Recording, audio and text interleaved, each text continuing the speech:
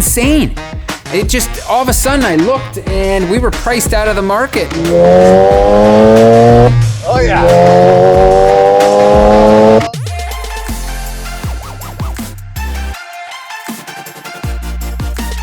Well, we've got something a little different for you today. This is not one of our typical build videos. One of the longest standing JDM importers here in Canada, a shop known as Right Drive, has recently gone bankrupt, and there's an auction occurring to sell off all of the contents of their shop. We're obviously big fans of JDM and right-hand drive cars around here, and we've been aware of the shop Right Drive for a very long time. We actually met with the owner there about, I want to say close to 20 years ago now. And even then, he had been in business for quite a few years and was well known in the Toronto area for importing right-hand drive stuff like, you know, the GTRs, the Supras, all the cool stuff. Rumors have been swirling in the car community here for some time now that not everything was going well at Right Drive. And in fact, Pete and I have known for a few years now that things weren't quite right there because the person we sold our right-hand drive FD-RX-7 to, a guy by the name of Nate, had actually put a deposit on an FD-RX-7 with Right Drive, and that car never got delivered. There was complications apparently that the ship got lost at sea. There were all kinds of stories told about why his car never arrived, but eventually Nate had to take action and got his money back and then bought our car from us. So having heard that story from Nate, we knew that things didn't seem quite right at Right Drive. Apparently Nate was one of the lucky ones though, because there are quite a few people who were left empty-handed after having given Right Drive deposits on cars or other kinds of services that they offered there. So I guess that is a lesson of buyer beware, which I suppose means if you're shopping for a JDM car, make sure you are buying it from a reputable source and really do your due diligence on their background and on their reputation. And on the upside, there is now this auction for all of the contents at Right Drive. And of course, some of the proceeds from that auction, we assume, will go to pay those people who are owed money. So to support our fellow JDM enthusiasts, I think we should head over there, PT, and maybe see if we can spend some money. All right, we are here at Right Drive in Pickering, and we're gonna go inside and take the full tour, take you along for the ride, but we're not gonna do a lot of fancy YouTubing. We're gonna be respectful and kind of incognito about it.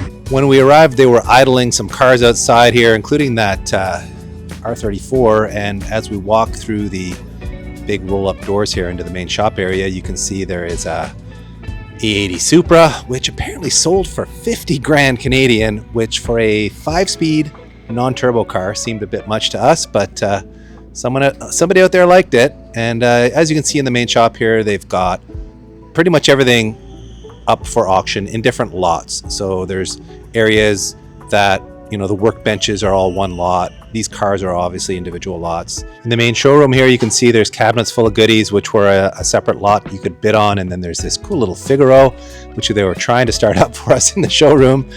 I don't know what that sold for, but cool little car. I don't think I'd fit in it very well. And a first-gen Skyline in like a cool 70s brown color. This thing looked to be in actually very good shape. Again, I don't know what it sold for, but it would have fetched pretty good money, I imagine. It was in good shape.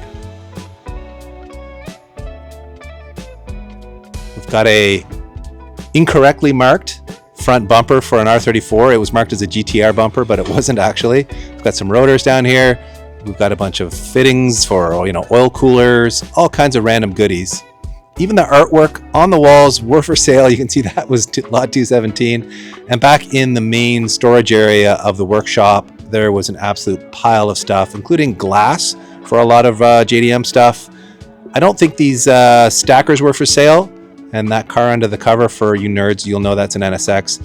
These B20s came out of JDM CRVs and were all trash as far as we could tell. We think they came out because they were broken. We didn't bid on those. And you can see there's lots of transmissions and other random CRV bits lying around the shop here too. Most of which, in our opinion, was garbage.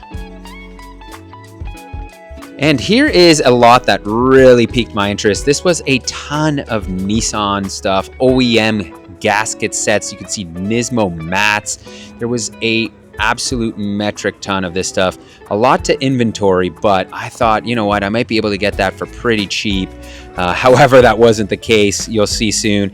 And you can see there was just a lot of random stuff lying around, some seats They tried to sell a lot of this together in bunches, and you can see here is the glass that I was actually looking at. You can see 34 two-door would be good for the GTR that we have here. I thought maybe that might be something I'm gonna bid on. And there was this Mazda Cosmo with no motor. This actually was a 3-rotor car, so these are very, very hard to come by. And there was this car here, which these guys were trying to start. Let's just listen in and see the sound of this thing, because it was actually really, really good.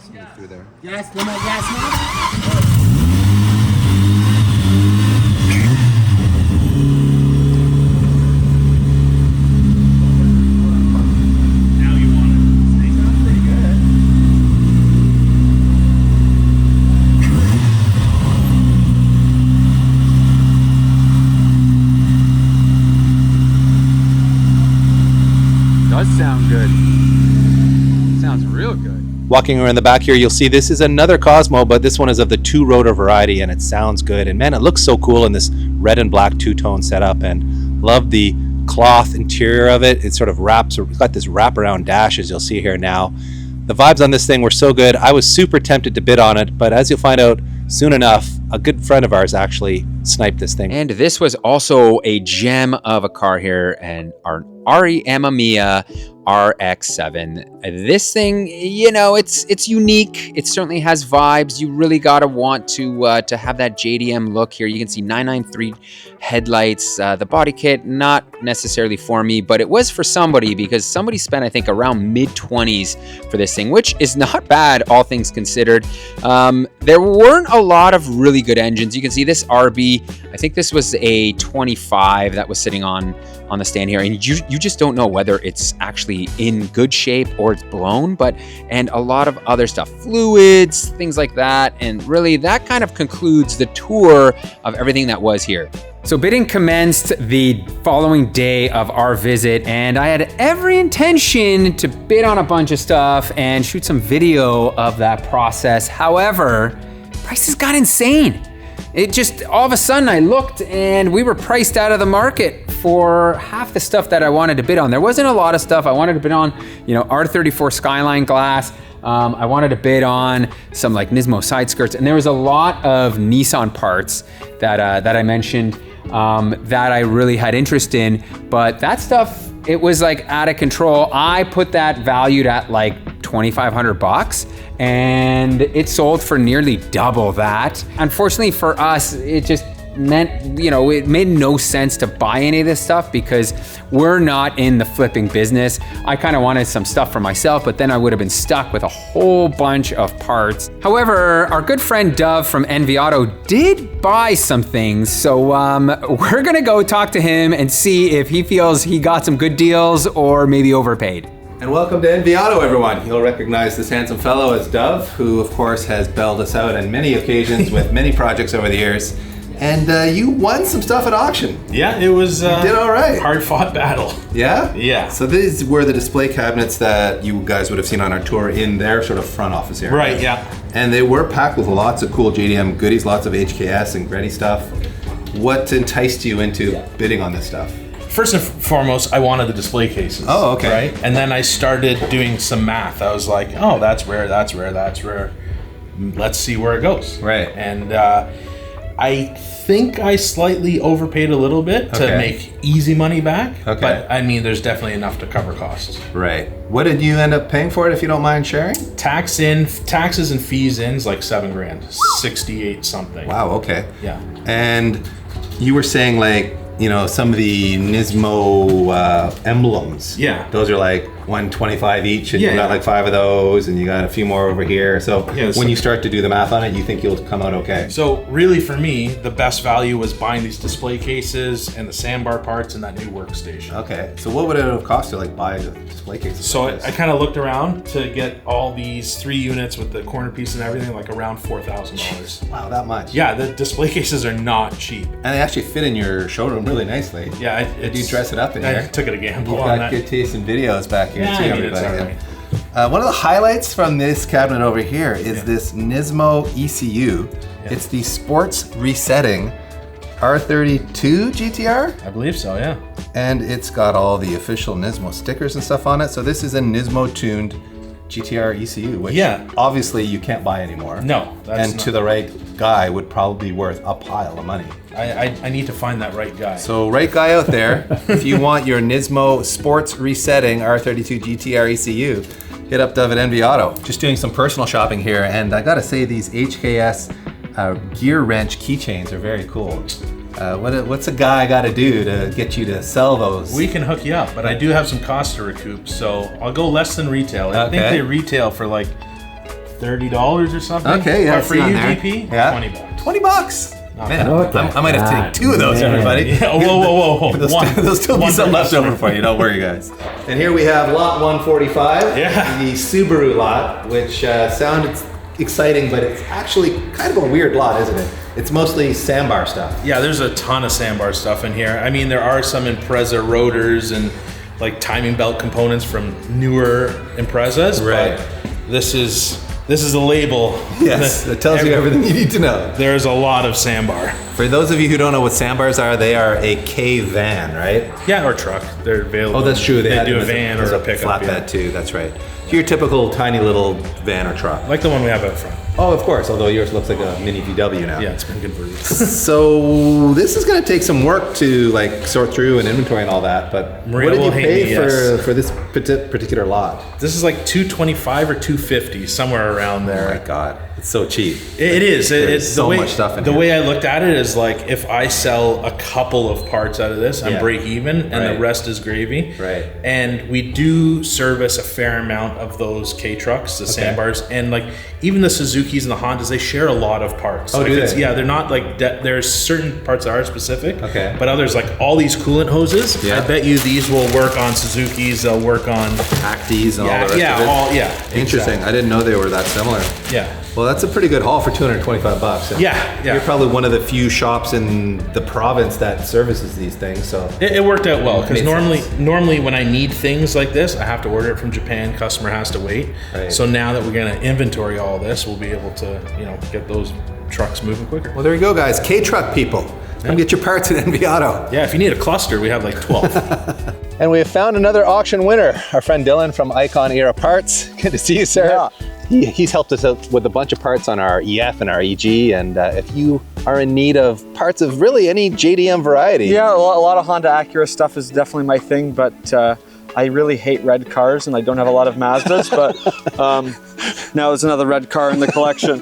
Well, this was the one thing at Right Drive that I really did fall in love with and thought long and hard about bidding on it, even though Pete and I talked about it, and it's like, it's not really a great YouTube car because like, what do you do with it? It's certainly a great car for somebody that loves cars. 'Cause Yes. it's weird, quirky, and you can really tell once you get into it, it's unique, and Mazda tried really, really hard with it. Yes. And I have a really strong soft spot for the brand and for rotary stuff. As do I, yeah. It's yeah, such it's a a cool cool car. looking car. And I mean, I love that you've already swapped it on a different set of wheels. Obviously, people are going to be curious about what you paid. And I know you don't want to disclose exactly what that is because if he resells it, people will be angry if you make profit. We're not allowed to make profit in this world, everybody. But so without saying a number, I think it was you did well on it? I think it was a little bit more than I wanted to pay, considering the circumstance. Like, there's obviously a lot of risk with auctions and stuff like this. I knew that the car had been with Right Drive for a couple of years and obviously kind of put away wet, so I didn't really know what I was getting into. I can't test drive it. I heard it run with a crappy battery and it ran pretty good, and you kind of got to take the risk. Sometimes you win, sometimes you lose. Yeah. And I was pleasantly surprised. A new battery, some fresh oil, and some spark plugs, and it's doing pretty good now. Yeah, hearing you firing it up here today, it sounds really healthy. But to to answer your question, somewhere I'd say 30% below market value, which I think represents kind of the circumstance of buying it like this for the most part. Yeah, and at auction, you never know how crazy people are going to get, if it's going to run away or if it's going to be... Yeah, there was certainly some stuff at that auction, like whoever really, really wanted that Supra. Not sure what they were thinking, but I hope they like it. Yeah, we heard 50K? I think it was around 50 grand after all the fees and such, which is a lot of money for an NA misfiring 5-speed base model Supra. that had been hit in the rear. And in the front. Hit in the front too. Yeah, the right front chassis like had a kink in it. Well, if you're that Supra owner out there, we're sorry for talking badly about your car, but congratulations. Yeah, something like that. Yeah. So we're thinking, since this thing runs and drives and looks so cool and I want to experience it, why don't we take it for a drive? As a matter of fact, everyone, stick around to the end of this video and Dylan and I will go for a rip in this and give you all the good rotary noises. So there you have it, guys. What do you make of our right drive experience, taking you over there to see what they had at auction, and then our own failure to buy anything, if you want to call it a failure. But we're going to jump on the bandwagon and have a Black Friday sale of our own on our website, and we're offering 20% off everything on our store, excluding K-powered engine swap kits. But we are going to offer free shipping on those, so do go check out all that. And some of our sponsors around here are also having Black Friday sales of their own, including HP Academy, who's offering 50% off every course. Link in the description for more of our sponsors and what sort of sales they have going on as well. All right, guys, that's a wrap on this episode. But as promised, here's the footage of Dylan taking me for a rip in his sweet new Ineos Cosmo. You explained to me that this is a FC gearbox. Yeah, it's an FC turbo gearbox. Yeah, the car came from Japan, manual swapped, but it scoots pretty good. Sick, I love it. Yeah, that was just like, I don't know, half throttle. Quick pull, yeah, no, this reminds me of our FD, the way that sounds. Sounds so good. Yeah, there's a big Gretty Type R blow-off valve on there. Yeah, and it's a TD04, did you say? TD06 25H or some shit. Okay. Yeah, so it's, I think if this thing was turned up and like... Dialed in, close to 400. Here we go. Oh yeah. Oh yeah. So good.